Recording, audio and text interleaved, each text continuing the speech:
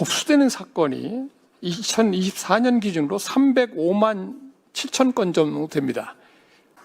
그리고 이 중에서 기소가 되는 거, 검찰에 의해서 공소가 제기되는 건이 60만 6,500건쯤 돼요. 60만 건입니다. 현재 기소되는 거는. 유죄율이 아니고 무죄로 나오는 비율이 1%도 채 안 된다. 이 얘기는 간단히 말하면 일단 검찰이 기소하면 거의 유죄가 나온다. 쉽게 말해서 검찰이 기소할 경우에 법원에서 통제된다고 하는 말은 허구적이다. 이걸 보여주는 거예요. 영장 청구권도 마찬가지예요.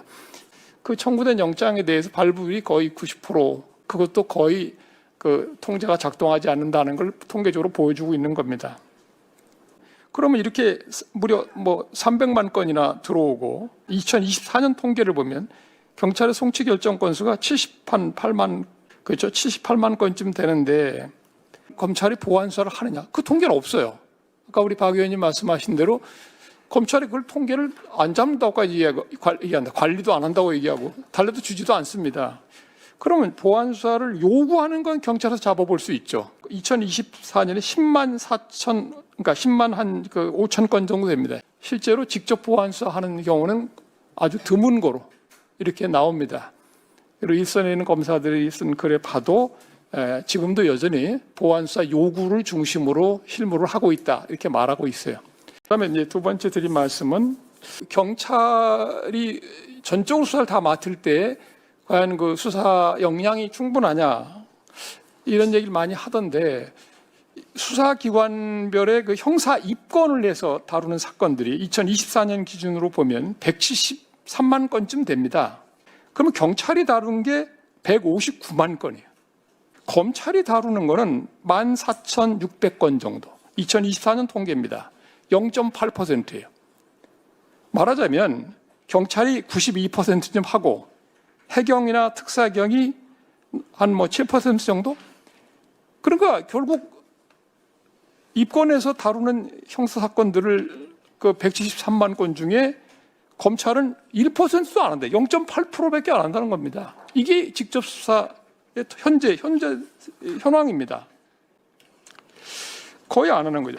그뿐만 아니라 이번에 중수청으로 넘기기로 한 그 9대 범죄를 중요 범죄, 중대 범죄로 말은 하는데 그 범죄에 대한 처리도 경찰이 훨씬 더 많이 하고 있어요. 훨씬 더 많이 하고 있고, 그러니까 경험도 많이 쌓아왔다고 볼 수 있고, 그 중에 한 가지만 그 경찰의 수사 역량이 충분히 있다는 걸 보여주는 통계가 있어서 말씀을 드리면 2024년 기준에 국내 마약 범죄 수사를 한 통계를 보니까 경찰과 검찰 다 마약 범죄 수사 인력이 비슷해요. 경찰이 369명, 검찰이 318명 정도인데 거의 같죠.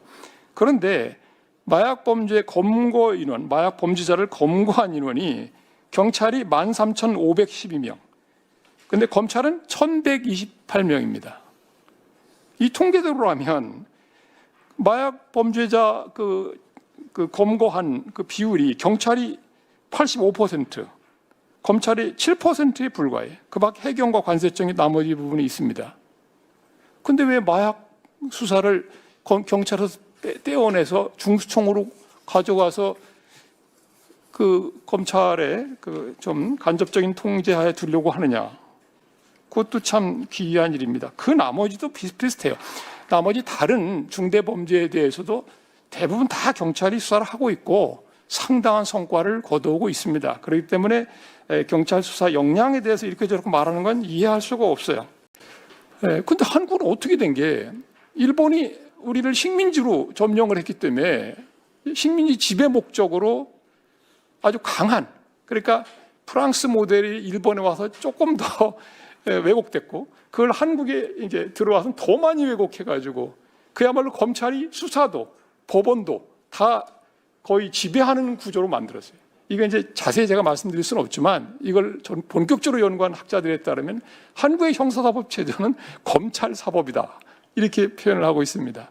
검찰의 주도된 아주 왜곡된 거죠. 그럼 이게 이제 우리가 해방된 이후에 바뀌어야 되지 않습니까? 당연히 일본도 바뀌었는데 근데 우리는 안 바꿨습니다.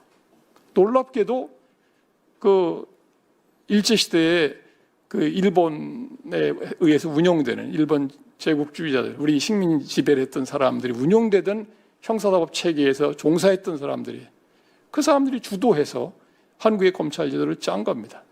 그래서 검찰 파쇼가 정말 된 거죠.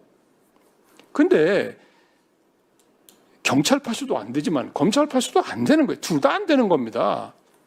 그 파쇼란 말은 어떤 중앙 집권적인 어떤 중심적인 어떤 명령 체계가 있는 거고 자기들이 원하는 어떤 의사가 있으면 무력을 사용해서도 관찰하는 거 아니겠어요? 그런 시스템이 되면 안 거예요. 한국이 잘못 검찰 제도를 짜서 운영함으로써 그야말로 검찰 파쇼에 이르는 겁니다. 그걸 상징적으로 보여주는 것이 검찰총장까지, 검찰에 거의 30년 가까이 있으면서 검찰총장 자리에 올랐던 사람이 국가를 책임지고 나서는 국가의 기본 질서를 무너뜨리려고 시도한 거. 그 다음에 제가 이제 헌법학자다 보니까 이걸 간단히 말씀드리면 과연 우리 헌법전에 검찰개혁에 혹시 걸림돌이 되는 조항이 있을까?